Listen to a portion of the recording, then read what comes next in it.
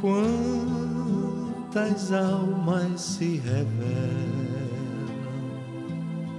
no caminho que se segue,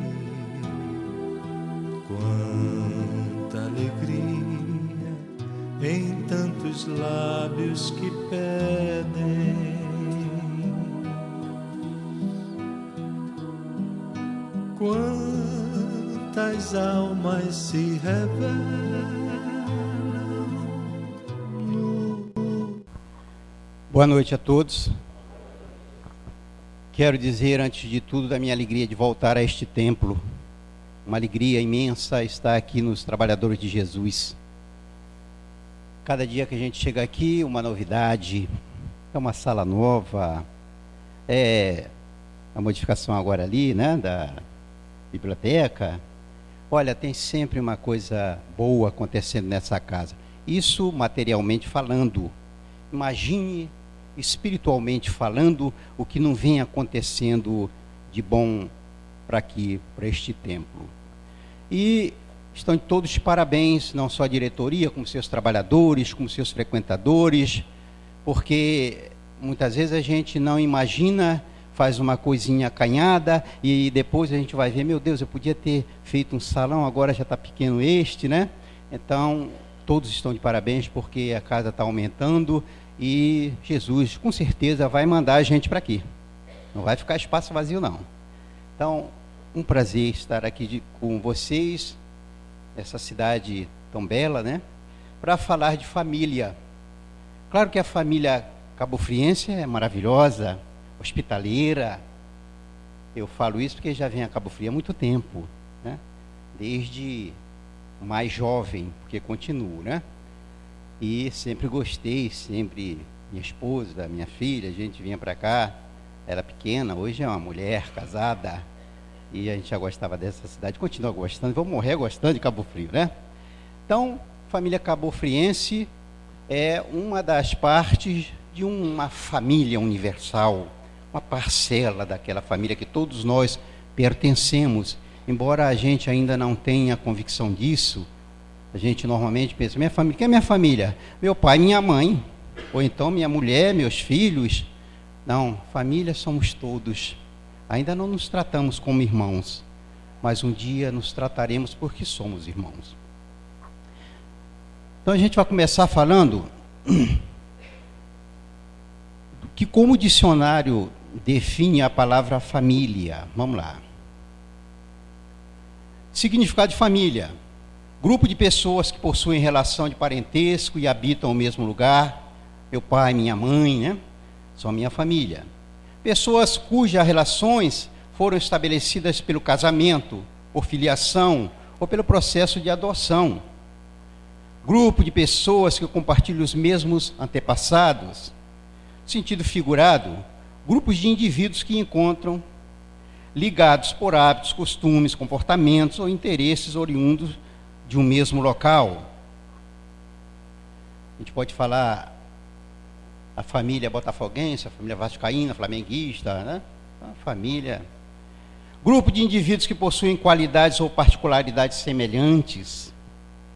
Os baixinhos, os altões. Biologia diz que é uma das categorizações científicas dos organismos vegetais, animais ou minerais, composta por inúmeros gênios que compartilham características semelhantes. A violeta é da família das violáceas e por aí afora. No grafismo, reunião de tipos em que o desenho demonstra qualidades básicas iguais. A família, né, de desenhos de determinado artista. Na química, a localização dos elementos que compõem as colunas, sendo reunidas pela semelhança de suas propriedades de grupo. E a família tem etimologia do latim, família. E nós vamos falar de família na parte espiritual, não é? Não só da parte material, que é muito importante, mas para nós, principalmente, a família tem um valor, um significado bem maior do que o que normalmente se ouve por aí, da família acanhada, daqueles parentes que vivem sob o mesmo lar, o mesmo teto. Então, Joana de Ângeles, nós vamos falar do capítulo 1 e 2 deste livro de Joana de Ângeles, SOS Família, que eu indico àqueles que ainda não leram, que leiam, porque é sensacional. Mesmo porque é de Joana de Ângeles. Joana de Ângeles, em alguma de suas encarnações, todos sabemos, foi considerada a monja da biblioteca. Então, como gostava de estudar, como gostava de ler, escrever, a monja da biblioteca. Por isso, essa criatura tão intelectualizada, que muita gente diz, poxa, Joana de Ângeles fala de maneira tão difícil de se compreender, né? Poderia falar de maneira mais fácil, como se tivesse Joana o dever de descer e não nós de subir. Tem graça nenhuma, né? A gente que tem que começar, né? Se intelectualizar também para compreendê-la melhor. Então diz Joana, nos planos do Criador para o ser humano, a formação e manutenção do grupo familiar são de suma importância, considerando os fins a que se destina. Então, toda a família se destina a um fim, a harmonização daquele grupo, né? Perdoar-nos mutuamente, crescermos, porque somos irmãos, filhos do mesmo Pai. Desde Jesus de Nazaré, diz ela, ouvimos a assertiva de que um dia estaríamos reunidos em um só rebanho, sob a liderança de um só pastor. João, capítulo 10, versículo 16. O que nos faz refletir que faremos, ou não fazemos ainda porque não compreendemos, mas faremos parte de uma única família um dia. Uma família que vai se amar, vai compreender, e a gente vai até achar engraçado. Você lembra daquela época que a gente estava lá em Cabo Frio, né? Vivenciando determinada encarnação ou reencarnação, e a gente brigava, discutia, né? E hoje somos irmãos, nos amamos tanto. Vai chegar sim esse dia. Emanuel, essa criatura, e aliás, antes de falar, tenho que me lembrar e tentar fazer aquilo que venho fazendo já há algum tempo, elevar meu pensamento a Jesus e agradecer a Chico Emanuel por tudo que essas duas criaturas nos deixaram para o nosso crescimento moral e espiritual. Então, Senhor, leve a Chico e a Emanuel um abraço fraterno, não só meu, mas de tantos quantos têm sido beneficiados. Diz Emanuel, o lar é o porto de onde a alma se retira para o mar alto do mundo, e quem não transporta no coração o lastro da experiência difícil, o lastro da experiência dificilmente escapará ao naufrágio parcial ou total. Então vejam a importância do lar, da família.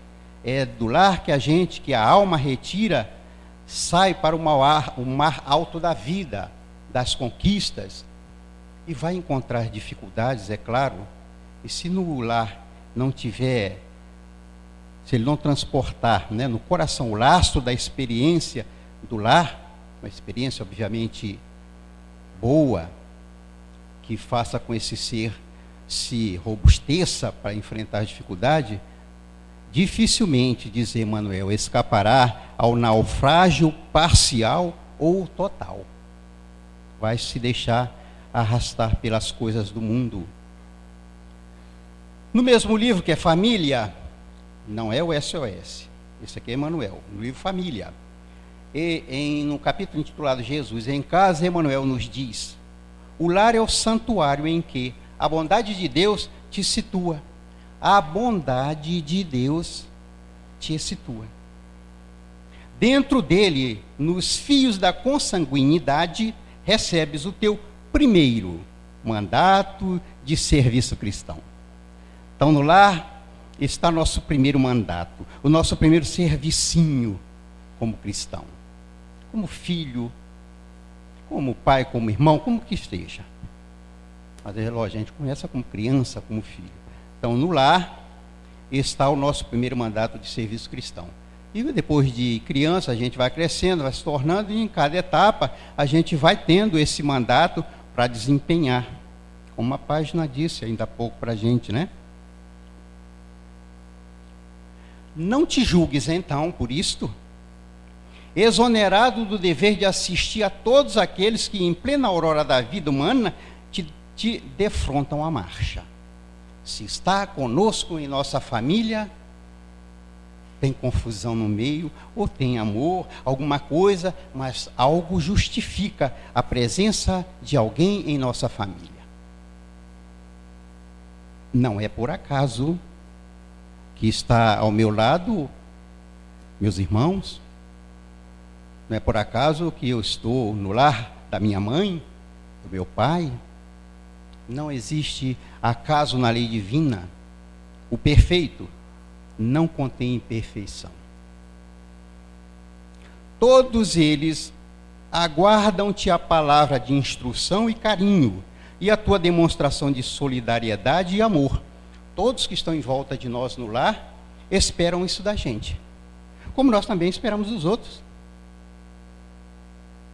Ah, mas o outro não faz, eu também não faço. O dia que ele fizer, eu faço para mim. Veja a nossa maneira de entender. Então, se aquele nunca fizer, eu também nunca vou fazer, jogando a culpa nele. Quando, na verdade, se ele não quiser fazer, não faça. Ele tem o livre-arbítrio para não fazer. Mas eu também tenho o meu para fazer. E a escolha é minha, não é dele. Orientam-se por teus passos, guiam-se por teu verbo e atendem por teu chamado. Dentro da casa da gente é assim. Principalmente os filhos.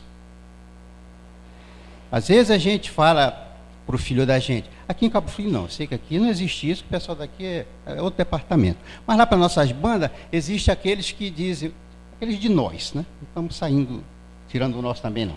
Também, aqueles de nós dizem assim, meu filho, olha, mentir é pecado. Não se pode mentir que papai do céu castiga. E o menino fica com medo de mentir. Aí toca o telefone, quem é fulano? Diz que eu não estou. Pronto. Aí o menino, papai está dizendo que ele não está. Pronto, aí danou-se tudo. Ele me dá, esse telefone aqui, menino, que isso? Ele não... Pronto. Então já começa a coisa por aí. Aí a criança está ali, já fica, meu Deus do céu, é para mentir ou não é? Eu não posso mentir, mas meu pai pode. Conheci uma mãe que dizia assim, se minhas filhas falarem palavrão, vou meter-lhe a mão na cara. Mas eu falo que eu posso, eu sou adulto. Meu Deus, essas crianças vão crescer. Vão ser adultas também. E vão falar os palavrões que você falava e elas não podiam, com muito mais força, porque agora podem. Não é assim que se ensina crianças. Muitas vezes a gente vê criança brincando por ali, e as pessoas estão conversando aqui, estão lá. Daqui a pouco, passa um tempo, aí uma criança vai e fala aquilo que ouviu naquela conversa alguém falando. Meu Deus, de onde esse menino tirou isto? Ele não adivinha, ele ouviu. Está ali, entre aspas, desligado, entre aspas. Está ouvindo tudo. Então fale coisas boas para a criança aprender e ouvir. Daqui a pouco ele fala, papai do céu, obrigado por este alimento. E não coisas que a criança vai repetir, você vai dizer, como é que essa criança falou? Eu nunca ensinei isso. Você não ensinou, mas ela ouviu. Então, vamos orientar os passos, porque muita gente seguia pelo nosso exercício de fraternidade, de decência ou de indecência. Continua, Joana. A importância da família na vida do espírito. É através da engrenagem familiar que cada filho de Deus matriculado no educandário do nascimento pelo processo de reencarnação, matriculado, todos nós, neste processo, não tem outros, vai se preparando para a convivência fraterna com seu semelhante, aprendendo a respeitar a humanidade, da qual a família é uma pequena amostra. É nesse pequeno grupo de indivíduos que deparamos com um verdadeiro laboratório, em que lidamos uns com os outros, aprendemos a nos relacionar com a humanidade. Na família, estagiamos em diversos papéis, ora como filhos, cônjuges, pais, avós, etc. Então vejam que todos nós estamos matriculados neste processo de reencarnação, neste educandário que nos possibilita estar aqui hoje, reencarnados. E muitas vezes não nos damos conta da bênção, o que significa reencarnar, o que significa nascer no seio de uma família, seja ela qual for. Ah, Francisco, você fala isso que não conhece minha família. E se você conhecer, você não dizia isso, não. Mas, meu filho querido, se você tem esta família difícil, complicada, como diz Paulo, regozija-te. É a melhor família que Papai do Céu encontrou para te colocar nesta oportunidade. Porque quando você tiver condições de pegar aquelas, aí você vai estar preparado. Agora ainda não. Essa é a mais tranquila. Regozija-te sempre, diz Paulo de Tarso. Porque a lei de Deus é perfeita. A imperfeição está na minha falta de compreensão deste mecanismo. Então, ora, nós estamos como filhos, aí a gente fala, papai é assim, assado, não me deixa sair, o pai de seu fulano deixa, papai não... A gente fala tudo que o papai não deixa, a mamãe não deixa, né? Aí a vida diz, meu filho, você vai crescer. Aí a gente vai à frente, encontra aquela metade. Aí diz, bom, agora sim, agora eu vou constituir a minha família, o que eu não tive lá em casa, o que papai não me deu, não deixou fazer, agora com certeza eu vou deixar. Aí vem os filhinhos bonitinhos, meu Deus do céu. Aí o papai sou eu agora, aí meu filho vem pedir para mim o que eu pedi para meu pai. E aí é a minha hora de dizer, vai e faz. Ah, papai, eu quero pegar uma moto, eu quero ir a Niterói ou de moto. Diga a ele que vai agora, porque seu pai vai não ir. Você se aborreceu com ele, mas a vida está te colocando agora no papel de pai, para que você veja a responsabilidade de um pai de família, de uma mãe de família também. Então, quando a gente cresce, a gente vai entender, meu Deus, agora eu sei por que papai não deixava. Papai me amava e eu não entendia. Então, a criançada, normalmente, não tem essa experiência, não tem essa maturidade, acha que o pai não deixa porque o pai não quer, não gosta, mas a gente não pode entrar nessa, tá? Porque tem pai fazendo e mãe por aí fazendo o que filho quer. E não é bem assim. Demonstrar que ama um filho não é escancarar as portas. Meu filho está aí, a porta larga. Vai, seja feliz. Pela porta larga ninguém será. No lar terreno é que temos os primeiros conceitos da família de Joana. Por essa razão, muito importante se faz a consciência de que todos somos carentes de todos. Todos somos carentes de todos. O marido é carente da mulher. A mulher é carente do marido. O marido é carente do filho. Todos somos carentes de todos. Muitas vezes a gente se acha o melhor, todo mundo depende da gente. E não é bem assim, não somos deuses, nem Jesus por hora. Um dia faremos coisa que ele fez e muito mais, foi ele mesmo quem disse. Mas por hora, no mundo de provas e expiações, isso ainda não é possível. E que por isso mesmo temos o dever de zelar pela saúde do instituto familiar, todos nós, filhos, pais, mães, a que pertencemos, pois é através dessa experiência que conquistaremos valores para um desempenho cada vez mais responsável perante a soberana sabedoria do universo. Caiu. Que nos concede essa oportunidade de estarmos aqui, encarnados num seio familiar, para essas determinadas experiências que temos vivido, cada um de nós, no seio de nossa família. Desligou o Valde. Não tem nada não. Eu vou continuar por aqui, que eu trouxe no papel, depois que o Valde, se for possível, vamos lá. Continua ele dizendo. No laterreno eu já falei.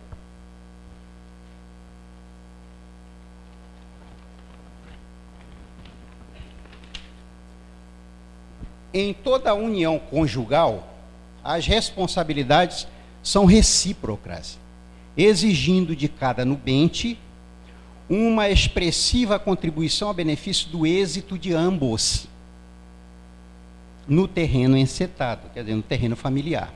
Dessa forma, é indispensável que para o êxito matrimonial sejam exercitadas singelas diretrizes de comportamento amoroso.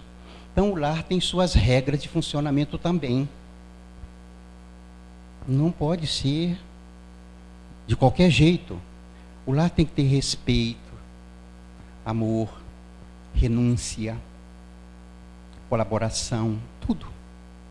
E é muito importante a benfeitora nos dizer isso, que todos os nubentes, o marido e a mulher, têm responsabilidade na saúde desse ambiente familiar. Muitas vezes a louça está lá na pia, mas o trabalho é de mulher. Vai morfar lá, porque eu não estou fazendo nada, mas não vou lavar, isso é serviço de mulher. Quem disse isso, né? Não vai cair mão de homem nenhum lavar uma louça ou varrer uma casa. E vice-versa, se for a mulher que tiver que ajudar o mecânico a apertar um parafuso, não vai cair a mão também? Isso é serviço de homem, não. A gente precisa, no que der para fazer, é claro, ajudar. Aquilo que a gente não faz, não dá para fazer, paciência. Então, há alguns sinais de alarme que a gente precisa estar atento, Joana de Ângeles diz, que podem informar a situação de dificuldade antes de se agravar a união conjugal. Então, antes que a coisa deteriore, como ela fala, a gente pode prestar atenção. São coisas pequenas, nada de absurdo. Ela diz, quando na união conjugal existir silêncios injustificáveis quando os esposos estão juntos. Agora imagine uma casa, você está do lado da sua esposa ou a esposa do lado do marido e ninguém fala nada o dia inteiro, um vai para cá, outro vai para lá. Alguma coisa está errada aí. Nem que oração não se fala, está lá o relógio, olha para o relógio. Alguma coisa diz, ela está errada já nesse relacionamento. Tédio inexplicável ante a presença do companheiro ou da companheira. Então, quando ela chega, meu Deus do céu, é um tédio danado, tem que sair, vou fazer outra coisa, ou ele, né? Meu Deus, mas eu não casei com aquela, né? O grande sonho da minha vida, com a gueixa que eu procurei, ou com o príncipe encantado, que talvez não tenha desencantado ainda, mas quem sabe um dia até pode desencantar. Isso é mais para a gente lá. Aqui a coisa é mais tranquila, eu sei. Graças a Deus. Ira disfarçada quando o consorte ou a consorte emite uma opinião. Então, quando o marido fala, mas minha mulher, se veste pronto, danou-se. Quando ela fala uma coisa para ele, aí Joana diz, cuidado, tem, né? Tem caroço nesse angu. A gente precisa ter esses cuidadozinhos no casamento, na vida familiar. E irritabilidade, quanto mais, sempre que se avizinha do lar. Você imaginou a gente, quando estiver perto da nossa casa, ficar irritado só porque eu vou voltar para aquele inferno? Meu Deus do céu. Tem muita gente que prefere ficar na rua até tarde, né? Tomando, olha só a coisa, uma loura gelada. Loura gelada está morta. Não está? Olha só que coisa, né? Uma loura gelada. A gelada está morta, é só enterrar, gente. Aí, silêncio injustificado quando os esposos estão juntos, tédio inexplicável ante a presença do companheiro ou da companheira. Então, não pode ser a gente chegar perto do nosso lar e ficar desse jeito, ira indisfarçável, ainda não está aí. Saturação dos temas habituais versados em casa, fugindo para intermináveis leituras de jornais ou inacabáveis novelas de televisão. Então, para a gente não estar junto, conversando, nem nada, aí um está vendo o jogo, outro está vendo não sei o quê, justamente para não estar perto, porque se eu chegar lá, ela vai falar daquilo, pronto, ela vai dar palpite naquilo, ou ele, a gente não está aqui falando de homem e mulher, e é muito importante que a gente destaque sempre isso. Muita gente diz que a mulher é assim, assado, o homem é desse jeito, daquele. Não é homem nem mulher. Quando as mulheres estiverem no poder, eu embarquei nessa. O Brasil está salvo, tá tudo vai ficar diferente, porque os homens não dão um jeito. A gente conhece o homem, eu sou um, mas já estava enganado, porque antes de ser espírita, agora eu já sei que não é assim. Porque mulher nenhuma vai dar jeito neste mundo. Nenhuma. Como homem nenhum também vai dar jeito neste mundo. Quem vai dar jeito? O espírito, não o homem ou a mulher. Evangelizado, moralizado, este dará. Imagine Chico Xavier voltando ao mundo material como mulher. Já era aquele doce como homem. Imagina essa criatura como mulher. Não é o Chico, seria a Chica daquele jeitão. É o espírito, não é o ser. Nem homem, nem mulher, somos iguais. Somos farinha da mesma sacola. Imagine Francisco voltando ao plano espiritual. Quando voltar a Jesus, os benfeitores lá que cuidam da reencarnação, Francisco, agora você tem que ir como mulher, porque vai ser melhor para você crescer. Aí o olhão cresce, eu digo, ô pai, é comigo mesmo. Aí volta aqui. Quem será o Francisco? Este espírito com esta bagagem. Um corpo feminino, talvez uma Francisca. Mas com as mesmas coisas. Então, que homem ou que mulher que vai dar jeito? O espírito evangelizado, este dará. Sendo homem ou mulher. Imagina uma Teresa de Calcutá voltando como homem. Como mulher, aquela valentia, aquela guerreira. Como homem vai ser este mesmo espírito. Generoso, mais guerreiro. Então, homem e mulher é a mesma coisa. Então, não adianta dizer que homem não presta, que mulher é isso, que é aquilo, que nós somos iguais. Eu falo da mulher hoje porque estou como homem. Não sou. Estou. Ninguém é homem ou mulher. Somos espíritos mortais, que estamos ora mulher ou ora homens. Então já está no ar. Irritabilidade, quanto mais já falei. Desinteresse pelos problemas do outro. Quer saber? Não é que se vire. Ele que deu o jeito dele. Isso é Joana de Ângeles dizendo para a gente. Tomar cuidado quando todos esses ou algum desses estiver ocorrendo conosco. Falta de intercâmbio de opiniões. Eu não peço opinião para ela, nem ela para mim. Né? A gente vai ficando... Cada um por si, Deus por todos. Eu não vou pedir a opinião dela não, porque ela vai falar aquilo, eu já sei o que ela vai falar, mas ela já me conhece. Vai falar o quê?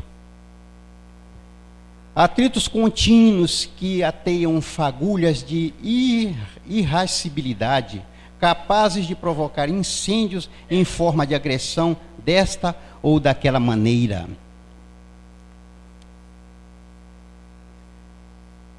E muitos outros mais. Tem outros mais que a Joana de Ângeles diz, é muita coisa. Então, quando a gente estiver no nosso lar, marido e mulher, com esse tipo de problema, é hora da gente parar e fazer um balanço. O que está vendo conosco? Pode ser só comigo. Eu acho que é ela. Ela acha que sou eu. Então, vamos sentar e conversar. Falar em sentar e conversar certas vezes, eu tive numa cidade vizinha, então eu falei assim, gente... A gente poderia desligar nossa televisão um dia da semana, qualquer dia. Dia que não tivesse o jogo, né? E nem que não tivesse aquele capítulo da novela, para não ter buchicho. A gente desligava naquele que não tem.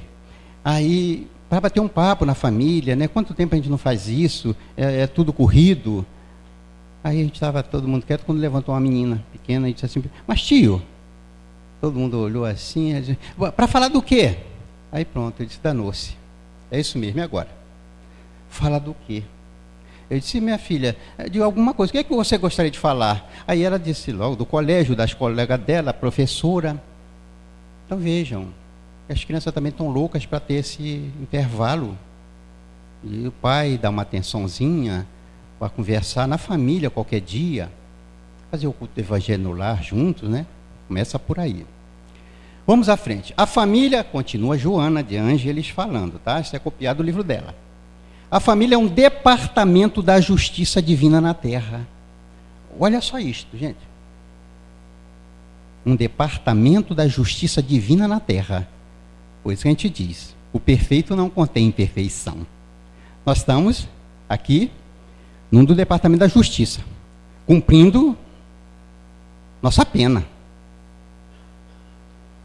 É da lei divina que o infrator renasça ligado à infração que o caracteriza. É da lei. A cada um, segundo as suas obras, disse Jesus de Nazaré. A semeadura é livre, mas a colheita é obrigatória. Então, no lar, nós temos que ter muito cuidado como maridos. Porque estamos maridos. Vamos plantar as sementes aí dos maridos, mas vamos escolher lá, quando viermos como mulher, nós vamos ter aqueles maridinhos daquele jeito. Nós não fomos assim, não estamos plantando isto. Machões, cuidado. Aliás, falar em machão, isso já passou, né? Mas quando a gente era lá do mundo animal, nós passamos pelo mineral, pelo vegetal, pelo animal, era macho, né? Cachorro, leão, é macho mesmo. Mas estamos no mundo hominal, não somos mais machos, somos homens. Homens e mulheres. Então a atitude de macho não cola. Pode cortar isso e jogar fora. Tem a atitude de homem, é bem diferente. Continua. A justiça celeste estabeleceu que a sementeira tem caráter espontâneo, mas a colheita tem impositivo de obrigatoriedade.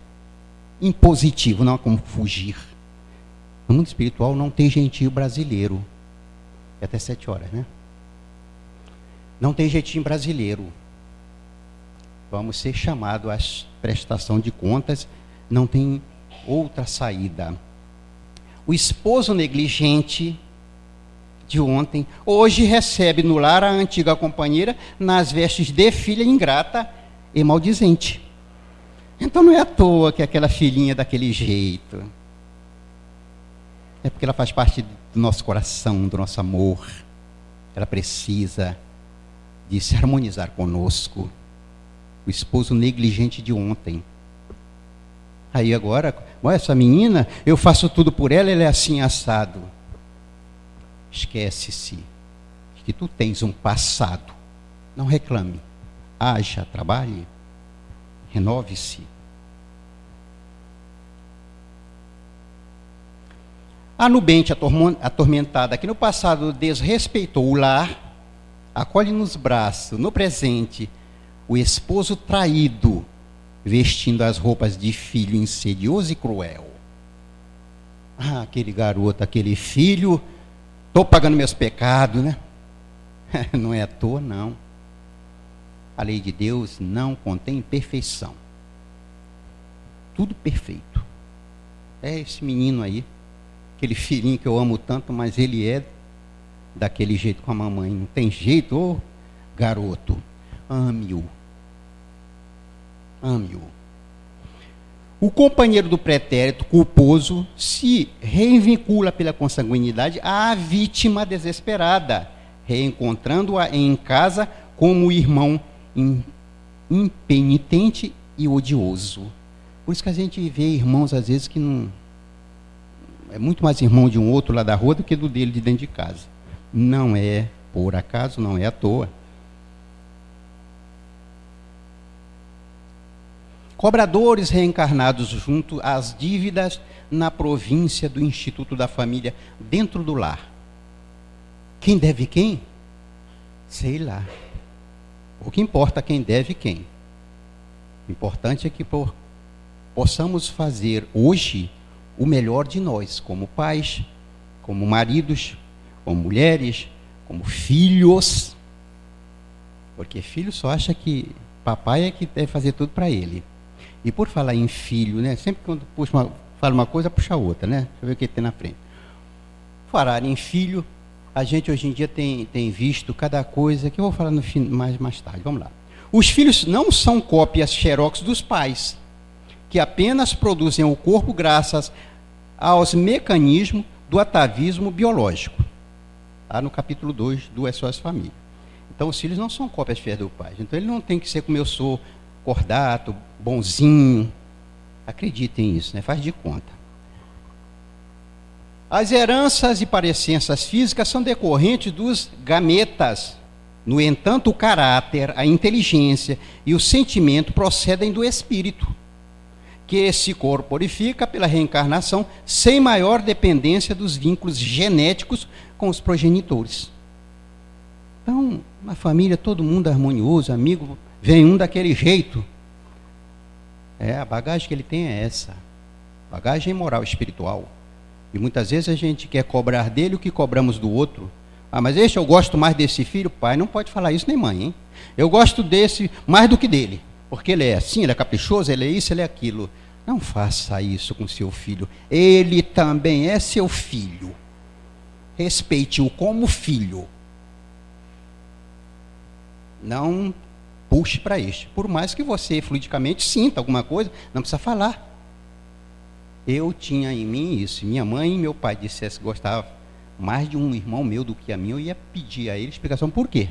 Não sou seu filho? Eu cobraria. Desde pequeno tinha isso em mim. Graças a Deus que nunca teve essas coisas. Mas então não diga para seu filho ou sua filha que gosta mais de um ou de outro, não. Você é pai e mãe. Não é julgador. Você sabe lá por que ele é assim? E se você negligenciou a educação com ele lá atrás? Como é que ele deve ser agora bonzinho? Ele não tem ainda esses valores em si. Coloque-os agora. Atados por compromissos anteriores, retornam ao lar, não somente aqueles seres a quem se ama, senão aqueles outros a quem se deve ou que estão com dívidas. O que a gente deve, nos devem. Então, minha gente, se está no nosso lar, é para nos abençoar. Adversários reaparecem como membros da família para receber amor. No entanto, na batalha das afinidades, padecem campanha de perseguição inconsciente, experimentando o pesado ônus da antipatia e da animosidade. Às vezes a gente não tem muito aquele negócio de afeição com minha mãe, com meu pai, com meu irmão, sabe-se lá por quê, mas isso pouco importa, está na hora de eu quebrar isto. Está na hora de eu entender que reaparece em nossa família, não só aqueles membros, né, que a gente gostaria que viessem, mas os outros também com quem a gente tem problema, ou eles com a gente ou a gente com eles. A família é, antes de tudo, um laboratório, repete Joana, de experiências reparadoras. Experiências reparadoras, na qual a felicidade e a dor se alternam, programando a paz futura. Felicidade, aqueles que já se compreendem, se amam, e dores, muitas vezes, causadas pelos aqueles outros que ainda não nos compreendem, e nem a gente a eles. Mas estamos neste laboratório de experiências reparadoras e não complicadoras. Não estamos aqui para complicar, estamos para simplificar. Nem é o grupo da bênção, nem o Elan da desdita, nem uma coisa nem outra, nem o céu nem o inferno. São experiências que nós precisamos atravessar. Antes é a escola de aprendizagem e redenção futura. Escola de aprendizagem e de redenção futura. Uma família que, mesmo com as dificuldades, se respeita, se ama, cresce junto de forma extraordinária, todos os membros. Irmãos que se amam ou se detestam, pais que se digladiam no proscênio doméstico, genitores que destacam uns filhos em detrimento de outros, olha aí, ou filhos que agridem ou amparam pais, são espírito em processo de evolução, retornando ao palco da vida para a encenação de peça em que fracassaram no passado. Então vejam que não tem nada dizendo aqui que por um acaso, não tem acaso na lei de Deus. É tudo dentro do processo de evolução, de aprimoramento. Então, doravante, vamos olhar aquele membro que a gente, na nossa família, esse aí é o que a gente costuma dizer, aquele que não? Isso aí, tá vendo? Todo mundo conhece isso, né? A ovelha negra. Mas quem será a ovelha branca, né? Talvez seja a gente. A vida incessante e a família carnal são experiências transitórias, gente, transitórias. Em programação que objetiva a família universal. Abençoa desse modo com paciência e o perdão o filho ingrato e calceta. Olha só. Desse modo, abençoa desse modo com a paciência, benza a Deus. Isso deve ser trabalhado por nós diariamente. Aqui é mais fácil, a rapaziada aqui eu já senti isso, é muito mais paciente. Mas lá para minhas bandas é difícil, a gente não tem, é pressado, não temos paciência. Mas a gente precisa desenvolver para perdoar o filho ingrato e calceta que está no nosso lar, não por acaso, por bênção divina. Compreende com ternura o genitor atormentado que te não corresponde às aspirações. Todo mundo adora o seu pai, mas eu não gosto do meu. O meu é assim, assado, não me deu valor. É mais merecedor ainda da sua compreensão. Imagine um pai que não dá amor ao seu filho. O que ele tem? Quais são seus valores? É digno, não de pena, é digno de atenção e de carinho. Desculpa o esposo, aí mulherada, hein? Desculpa o esposo irresponsável ou a companheira leviana, nós também. Perseverando ao seu lado, mesmo que eu ser a quem te vinculas, queira ir-se adiante. Aí fala nisso, eu dou uma paradinha para falar. Se alguém está do lado de alguém infeliz, não terá direito de ir procurar sua felicidade, a de ficar do meu lado ali sofrendo a vida inteira? Quem não quer o melhor para si? Se eu o amo, eu a ame, vou dizer para ela, encontrou coisa melhor, quem é que não quer coisa melhor? Vou dizer, minha filha, vai com Deus, seja muito feliz, que este teu amor, teu novo amor, te deu o que eu não pude te dar, eu não soube te dar. Isso é de quem ama, do fundo do coração. Que normalmente diz assim, ai, infeliz, tomara que quebra a cara. Normalmente, mas quem ama procede desta forma. Vai com Deus, seja feliz, porque eu te amo e quero te ver feliz. O amor é assim, o amor não tem ciúme. E por falar em ciúme, tem uma coisa puxando outra. Ciúme em pleno século XXI, caramba, tenha santa paciência, né? Ciúme, não tem graça nenhuma. Não tem. Não tenha ciúme do seu marido, da sua mulher. Goste. Gostar é diferente de ter ciúme. Quem gosta quer estar perto, quer estar, né? Aquela coisa agradável, isso é gostar. Ciúme é doença. Procure um médico, procure um livro espírita. Em pleno século XXI, ciúme não tem graça nenhuma. Não o retenhas com amarras de ódio ou ressentimento. Vai, infeliz, quando quebrar a cara, tu volta. Não é assim. Irá além, sim. No entanto, prossegue tu, fiel, no posto e amando. Continua amando aquela criatura e orando por ela, que ela seja feliz mesmo. Se eu não soube fazê-la feliz, ela não tem o direito de procurar felicidade. Por que não? Porque eu não quero? Não te creias responsável direto na provação que te abate ante o filho limitado físico ou mentalmente. Tem muita gente que se acha culpado porque meu filho nasceu dessa ou desta maneira. Não é assim, minha gente. Tu e ele sois comprometidos perante os códigos divinos pelo pretérito espiritual. O teu corpo lhe ofereceu os elementos com que se apresenta, porém foi ele, o ser espiritual, quem modelou a roupagem na qual comparece para os compromissos libertadores, é claro. Então, aquele que tem filhos com problema, meu Deus, nada disso. A programação foi feita por este ser, não foi por você. Com os construtores, organizadores das reencarnações, há benefício dele. Ante o filhinho deficiente não te inculpes. Ama-o mais e completa-lhe as limitações com os teus recursos, preenchendo os vazios que ele experimenta. principalmente com amor, com carinho, com dedicação, com respeito e com cuidado. Suas carências são abençoados mecanismos de crescimento eterno. Ouviram Joana falando? Suas carências, a dele, são abençoados mecanismos de crescimento eterno. Ele está assim para se libertar de alguma coisa. Ajude-o neste processo. Faze por ele hoje o que descuidastes antes. Se você teve alguma culpa no passado, ou se você contribuiu, faz agora. Não pode, ninguém pode viver de culpa. Culpa não vai libertar ninguém de nada. Vamos agir, reconhecer que erramos e estamos na hora que todo mundo tem seu momento de queda, caí, cometi um engano, mas estou aqui para reparar. Não para ficar, meu Deus, e agora eu sou isso ou aquilo. Isso não vai livrar ninguém de nada. Coragem, enfrentemos as dificuldades e vamos em frente.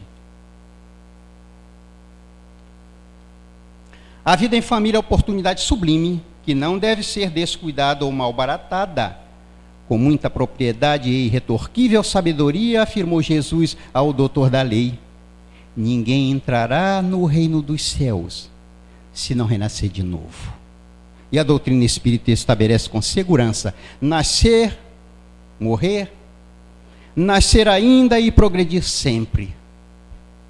Tal é a lei. E mais, fora da caridade não há salvação. A conclusão que Joana diz é esta: que a família, todavia, para lograr a finalidade a que se destina, deve começar desde os primeiros arroubos da busca afetiva, em que as realizações morais devem sublevar as sensações sexuais de breve durabilidade. Então, o casamento não deve ser visto como oportunidade de sexo, e sim de crescimento. Quando os jovens se resolvem consorciar, impelidos pelas imposições carnais, a futura família já padece ameaça grave. Porque em nenhuma estrutura se fundamenta para resistir aos naturais embates que a união a dois acarreta no plano do ajustamento emocional e social, complicando-se naturalmente quando do surgimento da prole. Então, quem vê no outro só a beleza física e vice-versa, a beleza física vai passar. É só engordar um pouquinho. Fala-se sobre a necessidade dos exames pré-nupciais de Joana, sem dúvida necessários, mas com lamentável descaso pela preparação psicológica dos futuros nubentes em relação aos encargos e às responsabilidades esponsalícias e familiares. A gente precisa estudar mais sobre nossas responsabilidades dentro da família. O que o marido deve fazer como pai, como esposo, como ser da sociedade e vice-versa. A doutrina espírita, atualizando a lição evangélica, descortina na família esclarecida espiritualmente, a humanidade ditosa,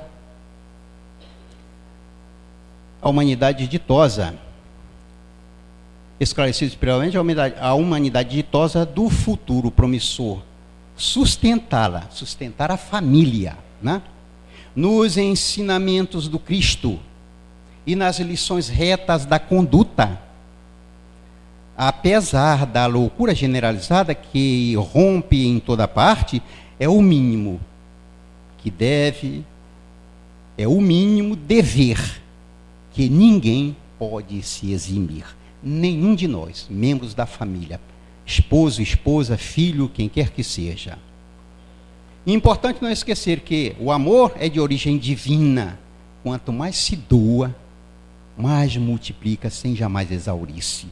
Isto tudo foi tirado deste livro que eu já falei, de Joana de Ângelo, SOS Família. E para encerrar, eu vou trazer apenas um livro de José Raul Teixeira, Minha Família, o Mundo e Eu. Este livro é simplesmente belo.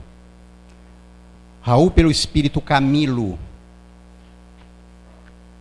Espírito Camilo é um dos que mais fala de família. E por falar em Raul, não tenho aqui procuração dele para nada. Raul não me pediu absolutamente nada, mas me sinto no dever de dizer que nós espíritas deveríamos agora contribuir como nós pudéssemos para, de alguma forma, retribuir tanta coisa que essa criatura fez pelo movimento espírita, comprando seus livros, sei lá, homenageando nas cidades. Algumas cidades já se reuniram para isto, porque o Raul precisa e merece. Porque antes ele fazia muitas palestras mundo afora, mas agora está impedido. E então a CEF, que tem um monumental trabalho, que a maioria dos espíritas fluminenses, não estou falando dos outros, não conhece o remanso fraterno, mas todos conhecemos a Mansão do Caminho. É errado isso? Não. Todos contribuímos com a Mansão do Caminho. É errado? Não. Devemos contribuir, sim. Mas precisamos, pelo menos, conhecer a obra do remanso fraterno. Perto de 200 crianças que são lá alimentadas, recebem todo o material escolar, o amor de todos os que trabalham lá. Então vamos pensar, apenas isso, pensar um pouquinho. O que podemos fazer para retribuir essa criatura um pouquinho de tudo que ele nos disse? Então, apenas uma coisinha que ele diz assim. São dificuldades, na pauta dos muitos dramas da família, são dificuldades coletivas do grupo familiar, em sentido direto, aquelas que forçosamente recaem sobre todos, como, por exemplo, a fome imposta pela condição socioeconômica dos genitores, a herança genética patológica que todos os descendentes de determinado tronco carregam, o fato de um grupo sanguíneo nascer numa sociedade em situação de desestruturação social, tais como a guerra ou a escravidão, dentre outras situações. Existem, no entanto, certos níveis e tipos de dificuldades que pertencem a um ou a mais de um elemento de uma família que os demais participam ou sofram obrigatoriamente a sua ocorrência. E ele vem explicando de forma maravilhosa que, muitas vezes, por causa de um membro da família, todos sofrem. E a gente diz, se não fosse aquele infeliz, nossa família era feliz. Errado. Entre aspas, aquele infeliz é o benefício desta família, porque ele vem nos dar a oportunidade de ajudá-lo fraternalmente, desenvolvendo em nós o amor, a compreensão e o respeito por aquele semelhante que está assim. E se eu estou naquele grupo, não é porque foi bonzinho e santinho lá atrás, não. É porque preciso dessa experiência. Então, meus irmãos, vamos nos unir em prol da família. Respeitar como marido a esposa que temos, amá-la. Respeitar nosso marido como esposa que somos, amando-os. Respeitar nossos filhos, respeitar nossos pais, honrar esse mandato que o Pai Maior nos concedeu. Muito obrigado pela paciência, em primeiro lugar, e pelas vibrações de vocês. Muita paz.